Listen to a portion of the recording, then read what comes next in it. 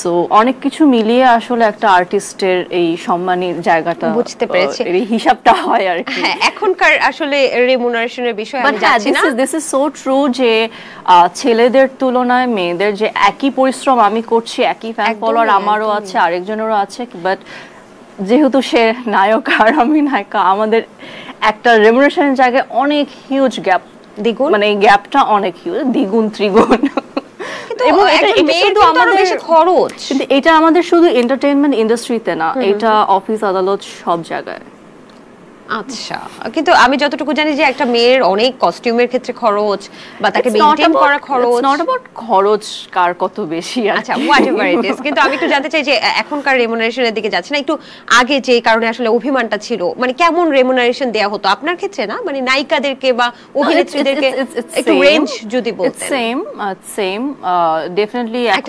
এখন আমরা একটা জিনিস 10 টাকা, আগে আমরা একটা জিনিস 10 টাকা দিয়ে কিনলে এখন সেটার দাম 100 টাকা হয়ে গেছে। সো ওইটা আসলে তুলনা করে লাভও নেই। সো এবং ওগুলো আমার ইস্যুস ছিলও না। ইট ওয়াজ ভেরি মাচ লাইক যে আমি আসলে আমি যেভাবে কাজ করতে চাচ্ছিলাম,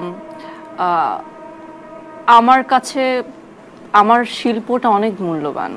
আমি এই ইন্ডাস্ট্রিতে আসলে এই ফিল্ডে ফেমাস হতে, স্টার হতে বা রিচ হতে আসি নাই, আমি এখানে অভিনয়টাই করতে আসছি, আমি অভিনয়টা করতে চাই।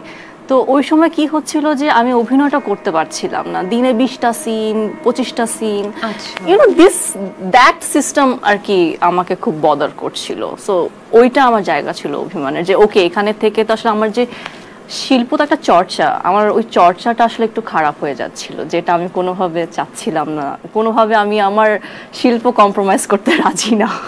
বাহ, আচ্ছা আমি যখন আজকে আপনার সাথে বসার আগে অর্চিতা স্পর্শিয়া সার্চ দিলাম, সার্চ দিলেই গুগলে আসে বিভিন্ন কন্ট্রোভার্সি এন্ড সো